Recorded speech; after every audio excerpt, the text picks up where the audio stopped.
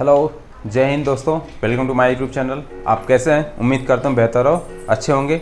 आज इस वीडियो में ये प्रपोर्शन का हमारा लास्ट वीडियो होगा। इसमें जो बचे हुए हैं टॉपिक या उस टाइप के जो क्वेश्चन आते हैं उसको हम यहाँ डिस्कस करेंगे। अब उसमें देखिए क्या है, कुछ चीज़ें होती हैं जिन्हें हमें जानना बहुत ज़रूरी है। मान लीजिए 3 तरह के क्वेश्चन आते हैं समानुपात से। मैं आपको तीनों बता देता हूं कैसे कैसे निकालेंगे।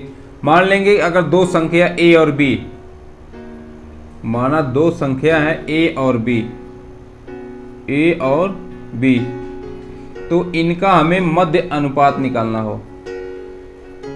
मध्य अनुपात,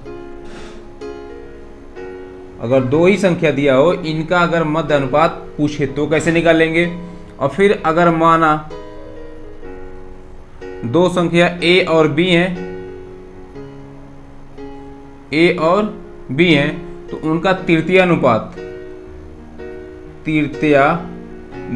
अर्थात उनका जो तीसरा अनुपात होगा वो कितना होगा। एक तीसरे प्रकार का पूछता है। माना इसमें हम 3 संख्या लेंगे, a, b और c हैं। a, b और c, तो हमें चतुर्थ अनुपात अर्थात चौथा अनुपात क्या होगा, हमें ये निकालना है।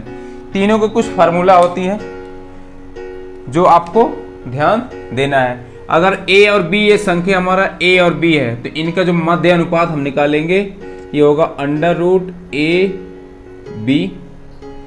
इनका मध्य अनुपात हो जाएगा √ab। और अगर यही दो संख्या a और b है, इनका तृतीय अनुपात पूछे तो तृतीय अनुपात, जिसे अब देखिए तृतीय अनुपात हम मान लेते हैं c। सपोज करिए अगर आप c मानते हैं तो a, b, c ये 3 होंगे, तीसरा हमारा c, तो c हमें निकालना रहेगा। तो c निकलता कहाँ से है, ये होता है c बराबर b²/a। जो तृतीय अनुपात c निकालेंगे वो लिखेंगे हम b²/a। अब ये कैसे आता है अभी आपको मैं बताऊंगा। तो हमारा जो तृतीय अनुपात होगा, इसका जो फार्मूला होगा ये हो जाएगा b²/a। और चतुर्थ अनुपात, अब सोचिए चतुर्थ अनुपात, अगर आप सोच लीजिए चतुर्थ अनुपात हमारा d है, तो बाहर वाले का बाहर गुणा और अंदर वाले का अंदर गुणा। तो हमें ये निकालना है, तो क्या करेंगे, इन दोनों का गुणा में a से भाग कर देंगे। तो d का मान हो जाएगा हमारा bc/a। तो चतुर्थ अनुपात का जो फार्मूला है वो होता है bc/a। ये 3 फार्मूले हैं जिन्हें आपको याद करना है। याद क्या करना है, अगर आप क्वेश्चन बार बार रिवाइज करेंगे तो आपका आंसर इतनी जल्दी आएगा कि आपको लगेगा ही नहीं कि क्वेश्चन जो हमने याद रखा फार्मूला उसकी कभी ज़रूरत पड़ेगी। कभी ज़रूरत नहीं पड़ने वाली है। अब इससे क्वेश्चन देख लीजिए, सभी से एक एक क्वेश्चन कैसे हम निकालेंगे। अगर इसका वैल्यू निकालना हो हमें तो कैसे निकालेंगे। अब मान लीजिए क्वेश्चन में दे रखा है, क्वेश्चन है, डायरेक्ट मैं बता देता हूं। मान लीजिए क्वेश्चन 9 और 25 दिया है, इसका कह रहा है मध्यानुपात निकालिए। मध्यानुपात 9 और 25 का मध्यानुपात अगर पूछेगा तो हम इस फार्मूले का यूज कर लेंगे। तो मध्यानुपात बराबर क्या हो जाएगा हमारा √9 × 25। यहाँ से इसको सॉल्व करेंगे तो ये 9 हो जाएगा। 9 का अंडर रूट निकालेंगे आएगा 3, बचा है 5। तो 25 का अंडर रूट निकालेंगे तो आएगा 5। अर्थात 3 और 5 का गुणा करेंगे, 3 × 5 = 15, ये हमारा आंसर हो जाएगा। अब अगर तृतीय अनुपात पूछ ले, क्वेश्चन है अगर हमें दिया है 2 और 8 का तृतीय अनुपात अगर हमसे ये पूछ ले तो इसको कैसे निकालेंगे। इसी फार्मूले में अब देखिए यहाँ a है और ये b है, तो तृतीय जो अनुपात होगा वो क्या हो जाएगा b²/a। अर्थात 8 का स्क्वायर करेंगे और 2 से भाग कर देंगे। तो 8 × 8 ये 2 होगा, ए नहीं, 8 × 8 = 64 बटे 2 करेंगे, हमारा आएगा 32।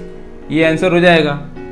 और तीसरे चतुर्थ वाले में देख लीजिए, अगर चतुर्थ अनुपात में क्वेश्चन पूछे, मैं आपको बता दे रहा हूँ ये चीज़ें क्वेश्चन पहले बहुत आता था, अब इनका रोल बहुत कम है। अब इनका रोल बहुत कम है, लेकिन फिर भी इसको जानना बहुत ज़रूरी है। अब मान लीजिए चतुर्थ अनुपात हमसे पूछ ले, कहे कि हमारा 2 है 8 और 32 का चतुर्थ अनुपात, का चतुर्थ अनुपात बताइए। इसको हम कैसे निकालेंगे? तो जो हमारा चतुर्थ अनुपात होगा, चतुर्थ अनुपात, वो क्या हो जाएगा? हमने अभी अब जस्ट आपको बताया BC/A। ये मत सपोज करिए A है, ये B है और ये C, तो इन दोनों का गुणा करिए। 8 × 32 बटे में 2, 2 चौक 8, ये गुणा कर लिए। 4 दूनी 8, 4 तिया 12, अर्थात 100 हमारा 28 आंसर होगा। अब इस पे बेस कुछ क्वेश्चन देख लीजिए, और ताकि आपका डाउट क्लियर हो जाए। क्वेश्चन है हमारा, अब देखिए क्वेश्चन है 6:x समानुपात 5:35 में x का मान बताइए। अभी आप सोच रहे होंगे सर आप ये क्या बता रहे हैं, हमें फार्मूला कुछ और बताए हैं और आप क्वेश्चन अलग बता रहे हैं। ये क्वेश्चन अलग नहीं है, सेम वही चीज़ें हैं, बस उस चीज़ों को आपने रट लिया है। अगर ये फार्मूले अगर आप रट लेते हैं, अब फार्मूले में इसको आप लगाओगे तो शायद आंसर नहीं आएगा, लेकिन जो तरीका फार्मूला कैसे बना उसको अगर आप जानते हैं तो इस क्वेश्चन को आप एकदम आसानी से लगा लेंगे। इसमें कुछ है नहीं, फार्मूले से रखोगे तो कहोगे सर ये A है, ये B है, ये C है, ये D है। तो सर आप हमको बताएं चतुर्थ अनुपात निकालने के लिए आए, यहाँ तो आप सेकंड ही निकाल दे रहे हैं, सेकंड x का मान पूछ रहे हैं, तो कैसे निकालेंगे? तो फार्मूले को रखिए एक साइड, फार्मूला कैसे बना है उसका कॉन्सेप्ट अगर आप जानते हैं तो इस तरह के क्वेश्चन आप बड़े आसानी से लगा लेंगे। अब देखिए कैसे लगाएंगे हम समानुपात में इसको। हमने आपसे क्या बताया, जैसे अगर ये दिया 6:x समानुपात 5:35, एक चीज अगर देखिए इसको आप दो तरीके से लगा सकते हैं। एक तो आपका तरीका है रीजनिंग से लगा सकते हैं, आप रीजनिंग में अक्सर इस तरह के क्वेश्चन लगाते हैं। रीजनिंग में कैसे, देखिए ये 5 से कितना गुणा है, कहोगे सर 7 से गुणा है, तो ये जो x होगा ये पक्का 7 से गुणा होगा, तो 7 में 6 का गुणा कर दिया, आपका x का मान आ जाएगा कितना 42। एक तो तरीका ये है। दूसरा तरीका ये जो समानुपात चैप्टर से हम पढ़ रहे हैं, 6:x समानुपात 5:35, हमें समानुपात चैप्टर से लगाना है। अगर तो क्या करेंगे, ये अंदर अंदर वाले की गुणा, अब बाहर में बाहर वाले की गुणा, इन दोनों को क्या कर देंगे हम बराबर कर देंगे, तो हमारा आंसर आ जाएगा। तो अंदर में अंदर का गुणा, तो अर्थात x × 5 करेंगे बराबर 6 × 35 करेंगे, बाहर वाले का बाहर गुणा, अंदर वाले का अंदर गुणा, और फिर इन दोनों को आपस में बराबर कर देंगे। हमें यहाँ से x का मान निकालना है, तो हो जाएगा 6 × 35, नीचे में 5, तो 5 का नाम 5, 5 7 35, 7 6 42, अर्थात जो x है x का मान कितना आएगा 42। ये हमारा आंसर, यहाँ भी हमारा 42 आया था और यहाँ भी 42 आया। आप रीजनिंग के जैसा भी लगा सकते हैं और इस तरह भी लगा सकते हैं। एक क्वेश्चन और देखिए, एक क्वेश्चन और देख लीजिए सेम इसी बेस पे।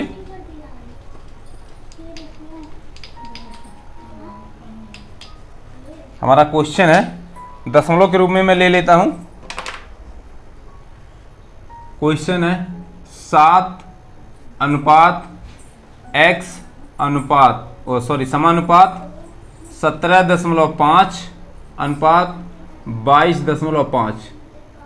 ये दशमलव वाला बता देता हूँ, इसमें भी बहुत से लोगों को कन्फ्यूजन होता है। अब देखिए कैसे निकालेंगे x का मान। एक तो रीजनिंग वाला मेथड है, अगर आप लगाना चाहें तो ये 7.5 से 22.5 हुआ है, कितना गुना है, तो आप देखेंगे कितना गुना है। आप देखिए 22.5 बटे 17.5। अगर आपको गुना नहीं निकालने आता तो भाग कर लीजिए, ये हो जाएगा आपका 22 बटे 175।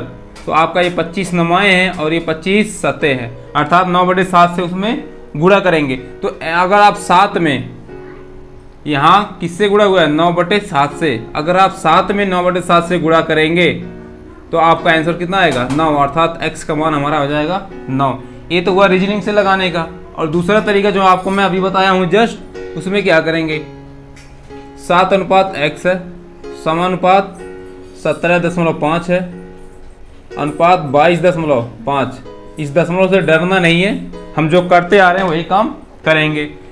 बाहर से बाहर वाले का गुणा और अंदर से अंदर का गुणा, और फिर इन दोनों को आपस में बराबर कर देंगे। तो x गुणे 17.5 बराबर 22.5 गुणे 7। अब यहाँ से x का मान निकाल लीजिए, तो हो जाएगा ये 22.5 गुणे 7 बटे 17.5। दशमलव से दशमलव कट जाएगा, सॉरी, बचेगा 225 गुणे 7 बटे 175। तो 25 सते होता है, 25 नवाएं, ये 7 से 7 कट जाएगा, अर्थात x का मान आएगा 9। हम यहाँ से लगाएंगे तब भी हमारा आएगा x का मान 9। और अगर इससे मल्टीप्लाइंग फैक्टर जिसको बोलते हैं हिंदी में गुणक बोलते हैं, उससे लगाएंगे तब भी हमारा आंसर कितना आएगा? 9 ही आने वाला है। तो इस तरह क्वेश्चन जब भी आएगा हम बड़े आसानी से लगा लेंगे, इसमें कोई हिचकिचाना नहीं है। बस 3 फार्मूले, अगर आपको फार्मूला याद करना अच्छा लगता है तो √AB b² a और BC/a, ये 3 फार्मूले, ये मध्य निकालते हैं, मीन, और ये तृतीय अर्थात थर्ड, और ये फोर्थ अनुपात। ये फार्मूले अगर आपको याद करना है तो बस इस फार्मूले से आपका काम चल जाएगा। नहीं तो अगर आप फार्मूला नहीं याद करना चाहते हैं तो आप कॉन्सेप्ट को समझिए और लगाते चलिए। अब बढ़ते हैं अगले क्वेश्चन में। 710 रुपए को ए, बी तथा सी में इस प्रकार बांटा गया कि ए को बी से 40 रुपये ज़्यादा मिल रहा है, सी को ए से 30 रुपये ज़्यादा मिल रहा है, तो ए का हिस्सा हमें बताना है। इस तरह जब भी क्वेश्चन आए तो आप इसमें से एक चीज़ ढूंढिए, ये क्वेश्चन में किसके रेफरेंस में बात कर रहा है? ए के रेफरेंस में बात कर रहा है कि बी के रेफरेंस में बात कर रहा है कि सी के रेफरेंस में? जिसके रेफरेंस बोले तो संदर्भ, किसके संदर्भ या किसके सापेक्ष, जिसके संदर्भ या जिसके सापेक्ष पूछ रहा है, हम उसी को पकड़ेंगे। और उसी को पकड़ने के बाद अगर आप इस पकड़ना सीख गए तो आपको क्वेश्चन लगाना एकदम आसान हो जाएगा। बस आपको वही चीज पकड़ना है। अब क्वेश्चन पढ़िए, 710 रुपए को ए बी सी में इस प्रकार बांटा गया। अब देखिए 710 ए बी सी में तो बांट दिया गया, किसके संदर्भ में? ये नहीं दिया। फिर कह रहा है ए को बी से अर्थात बी से उसकी तुलना हो रही है, बी के रिस्पेक्ट में बात, रेफरेंस में बात कर रहा है वो, कि बी ए जो है बी से 40 रुपये ज्यादा लेता है, और सी को ए से, जो सी है उसको ए से ज्यादा मिल रहा है। तो रेफरेंस किसको लिया गया है? बी को। भाई ए को मान लीजिए 10 रुपये मिल रहा है ज्यादा, क्वेश्चन में कह रहा है ए को बी से 40 रुपये ज्यादा मिल रहा है, और जो सी है उसको ए से 30 रुपये ज्यादा मिल रहा है। तो बताओ बी के रिस्पेक्ट में अगर देखा जाए तो जो सी को मिलने वाला है कितने एक्स्ट्रा मिल रहा है? 70 रुपया एक्स्ट्रा मिल रहा है। अगर हम मान लें कि बी को हमने एक्स दिया, फिर हमारा क्वेश्चन आसान हो जाएगा, अर्थात हमारा आंसर आ जाएगा। ये किसके रिस्पेक्ट में बात कर रहे हैं? कह रहा है जो ए है, ए को बी और ये सी, ए को बी से 40 रुपये ज्यादा मिल रहा है, अर्थात बी को हम मान लेंगे बी को मान लेंगे ये x रुपया है, x हमने मान लिया, बी के पास हमने मान लिया x रुपए, तो a के पास x से 40 रुपये ज्यादा है, अर्थात x + 40 हो गया।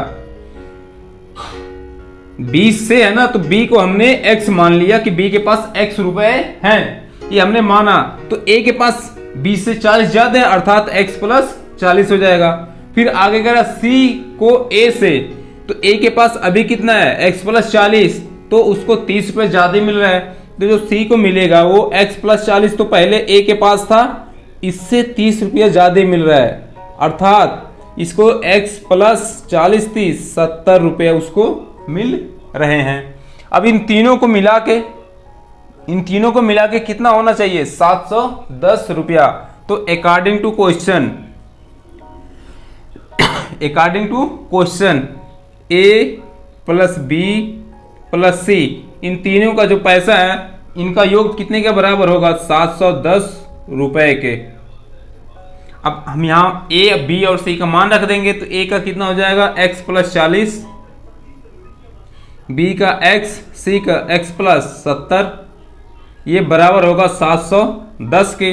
तो x 3x हो जाएगा प्लस 7 4 11 110 बराबर 710 रुपया। तो यहाँ से 3x बराबर ये घटाएंगे हो जाएगा आपका 600। तो यहाँ से x का मान हो जाएगा 600 बटे 3 200, अर्थात जो x है वो 200 के बराबर है। अब x को हमने क्या माना था? b का पैसा है, तो b के पास कितना है? तो b के पास x है, अर्थात b के पास 200 रुपया है। तो a का हिस्सा पूछा है, तो a का हिस्सा कितना हो जाएगा? b से कितना ज्यादा था? 40 ज्यादा था, तो इसके पास हो जाएगा 240। ये हमारा आंसर हो जाएगा। अगर c का पूछता तो 270 हो जाता। इस तरह जब भी क्वेश्चन आएंगे हम क्या चूज करेंगे? इस तरह के क्वेश्चन लगाने का हमारा जो ट्रिक रहेगा, किसके रेफरेंस में वो बात कर रहा है, किसके रेफरेंस में बात कर रहा है, किसके संदर्भ में बात कर रहा है। अगर ये चीज हम ढूंढ लिए तो इस तरह के क्वेश्चन बहुत आसान होते हैं और बड़े जल्दी नंबर देते हैं। ठीक, बढ़ते हैं अगले क्वेश्चन की तरफ। अगला क्वेश्चन है, a और b का घन आपस में व्युत्क्रमानुपाती हैं। अगर a बराबर 3 तब b बराबर 2, परंतु अगर a बराबर 8/9 तब b का मान ज्ञात कीजिए। इस तरह भी क्वेश्चन आता है। इस तरह के क्वेश्चन को देखिए कैसे लगाएंगे। बहुत ही सिंपल तरीका है। आपने पढ़ा होगा दो चीजें, एक आपने पढ़ा होगा अनुक्रमानुपाती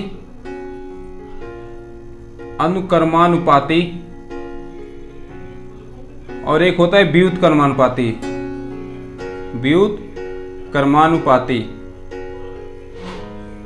अनुक्रमानुपाती सीधे सीधे रहता है, यहां पे कोई संख्या रहेगा। व्युत्क्रमानुपाती इसके जस्ट 1/, के नीचे लिखा जाता है। जैसे आपने पढ़ा होगा बायल का नियम और चार्ल्स का नियम, फिजिक्स में आता है। तो ये क्या रहता है? अनुपात में कभी यहां किसी संख्या का रहेगा, कभी यहां नीचे कोई संख्या रहेगा, टेम्परेचर के, प्रेशर के, और फिर उसको हम करते हैं। इसे नहीं समझ में आएगा, आप ऐसा देखिए, गैस इक्वेशन, जो गैस समीकरण होता है, इससे आपको सभी चीजें समझ में आ जाएगा। कैसे क्या होता है ये? PV बराबर nRT लिखते हैं ना, अर्थात PV बटे T बराबर NR। अब यहां से जो PV बाई T है ये प्रोपोर्शनल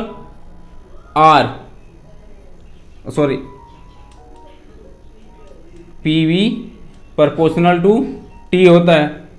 ठीक, अब फिर क्या करेंगे? T को यहां नीचे लाकर रख देंगे।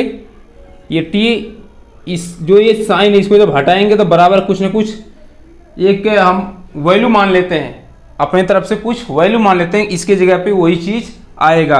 तो हम मान लेते हैं इस केस में यहाँ R है, इसीलिए इसको नियतांक बोलते हैं। ये जो R हम जो मानते हैं ये इसका मान कभी बदलता नहीं, ये स्थिर रहता है। आप फिजिक्स में पढ़े होंगे। अर्थात PV बाई T, ये जो भी इसका मान आएगा PV बाई T, इसका जो भी मान आएगा वो क्या होगा? एक नियतांक होगा। कैसे? अगर मान लीजिए ये P1 है, V1 बाई T1 है, और कहीं P2 V2 बाई T2 है, कहीं P3 V3 बाई T3 है, तो इन सब का जो भी मान आएगा ये आपस में क्या होंगे? बराबर होंगे, आपस में बराबर होंगे। ये फिजिक्स में आपको बताया जाएगा। हमें सिर्फ ये समझना है कि ये साइन जब भी हटाएंगे तो यहाँ पे किसी एक कांस्टेंट से हम क्या करते हैं? उसका गुणा करते हैं, अर्थात एक स्थिरांक हम अपनी तरफ से मान लेते हैं। तो इसके क्वेश्चन में हम एक अपने तरफ से मान लेंगे कोई भी नंबर। नंबर ने कोई लेटर मान लेंगे। अब कैसे देखिए, कह रहा है ये ए और बी का घन, ए और बी का घन, ये बी का घन इस तरह हुआ। ए तो ए रहेगा, बी का घन अर्थात बी पे घन मतलब होता है 3। ये जो घन शब्द लिखा है इसका मतलब होता है 3, और एक होता है वर्ग, वर्ग का मतलब होता है 2। तो ए बी का घन आपस में व्युत कर्मानुपाती है। अगर आप साइन इस तरह लगा के छोड़ दिए तो ये इसका अनुक्रमानुपाती हो गया। हमें कह रहा है वो व्युत कर्मानुपाती है, अर्थात ए जो है प्रोपोर्शनल होगा 1/b³ के। ये मेरा सही होगा। अगर आप इस तरह लगाते हो तो ये गलत हो जाएगा, क्योंकि क्वेश्चन में कह रहा है व्युत कर्मानुपाती है, अर्थात 1/b³ होगा। तो ये हमारा तरीका क्या है, ये गलत है, इसको हम नहीं लिखेंगे। अब यहां से हम क्वेश्चन सॉल्व कर लेंगे, अर्थात a प्रोपोर्शनल टू 1/b³ हो जाएगा। अब यहां से ये साइन हटाएंगे तो किसी एक चीज से हम गुणा करेंगे, तो a बराबर हम मान लेंगे यहां पे हमने गुणा कर दिया है k से, बट्टे में हो जाएगा b³। अब a का मान आप जो भी लेंगे और b का मान, इनका जो रेशियो आएगा वो दोनों सेम आएगा। अब a का मान आप कुछ भी रखिए, b का मान रखेंगे, जो वैल्यू k का आएगा वही मान a2 जब आप रखेंगे, b2 रखेंगे तभी सेम आएगा। कैसे हो सकता बोलने से आपको नहीं समझ में आएगा, जब आप क्वेश्चन लगाएंगे तो आपको एकदम क्लियर हो जाएगा। अब देखिए पहले कंडीशन में कह रहा है अगर a बराबर 3, अगर a बराबर 3, अगर a बराबर 3 तब b बराबर 2। आप मान रखिए यहाँ पे a की जगह पे 3 रखेंगे, हो जाएगा ये 3 बराबर ये k हो जाएगा, नीचे b³ अर्थात 2 का क्यूब। तो यहाँ से k का मान हमारा हो जाएगा ये 2 का क्यूब, 8 8 3 का 24। अब k का मान आया 24। अब इसी जस्ट बाद दूसरे कंडीशन में क्या कह रहा है, अगर a बराबर 8/9 हो तो b का मान हमें क्या करना है, निकालना है। अब k तो सभी में वही रहेगा, k का मान बदलने वाला नहीं है, तो हम इसमें रखेंगे इसी फार्मूले पे, ये जो हमारा फार्मूला है इसी में रखेंगे। a के जगह पे क्या रखेंगे 8/9, k का मान बराबर, k का मान कितना है 24 बटे b का मान पूछा तो b³ कर देंगे। अब b यहाँ चला जाएगा, क्यूब हो जाएगा, तो हो जाएगा b³ यहाँ, ये 9 से 24 में गुणा हो जाएगा तो 9 गुणे 24 हो जाएगा, नीचे आ जाएगा 8, 8 एकन्ना 8, 8 3 का 24 अर्थात हो जाएगा ये 9 3 27। अगर b³ बराबर 27 है तो b का मान कितना हो जाएगा 3, b का मान 3 आएगा। 3 कैसे, इस तरह होगा 27, यहाँ आप क्यूब लिखेंगे, फिर उसका निकालेंगे क्यूब रूट तो आएगा 3। अब देखिए ये मैं आपको जो समझा रहा था वही चीज देखिए कैसे आया। यहाँ जब हमने ये बराबर का इस साइन को हटाने के बाद जब हम लगाते हैं बराबर का चिन्ह तो किसी एक चीज से हम गुणा करते हैं। अब a का मान जब हम ले रहे थे 3 तो b का मान आया था 2। अब यहाँ k का मान कितना आया है 24। इस कंडीशन में भी ये जो दे रखा है, यहाँ जो b का मान हमारा आया, अगर हम चेक करना चाहते हैं यहाँ पे जो b का मान हमारा 3 आया, अगर a का मान 8/9 रखिए और b का मान 3 रखिए तब भी आपका k का मान 24 ही आना चाहिए। देखिए आता है कि नहीं आता है, चेक कर लीजिए। यहीं पे a की जगह पे 8/9 रखिए बराबर यहाँ k रखिए और b की जगह पे 3 का क्यूब, तो k का मान यहाँ से निकालेंगे तो k बराबर ये यहाँ चला जाएगा तो हो जाएगा ऊपर में 8 गुणे 9, 3 3 का 9 3 27/9, फिर ये कट करेंगे 9 3 27, यहाँ से k का मान कितना हो जाएगा 8 3 24 आया ना 24, यहाँ पे भी हमारा 24 आया। अर्थात ये यहाँ पे जो चीज़ हम गुणा करते हैं, चाहे आप k मानिए, मैंने यहाँ k माना, आप x मानते हैं, जड़ मानते हैं, मतलब कुछ भी मानेंगे उसका मान हमेशा क्या रहेगा, फिक्स रहेगा। तो इस तरह क्वेश्चन जब भी आएंगे तो सबसे पहले इस फिक्स हुई क्वांटिटी का मान हम निकालेंगे, उसके बाद जो दूसरा कंडीशन दिया रहेगा उसको रख के हम सॉल्व करेंगे। तो यहाँ देखिए 24, इसलिए यहाँ भी 24 आया। अगर आप यहाँ अपना क्लास क्वेश्चन चेक करेंगे कि मेरा ये सही है कि नहीं, तब भी के का मान 24 ही आएगा। तो आप समझिए आपका क्वेश्चन भी सही है और ये जो हमने माना है वो भी सही है। बढ़ते हैं अगले क्वेश्चन पे। ये तो मैं आपको समझाने के लिए बोला था कि के का मान कैसे सही होता है, वो चीज़ हम क्यों स्थिरांक मानते हैं कि ये चीज़ बदलती नहीं है। बस इस वीडियो में इतना ही, फिर मिलते हैं अगले वीडियो में। तब तक के लिए जय हिंद, जय भारत।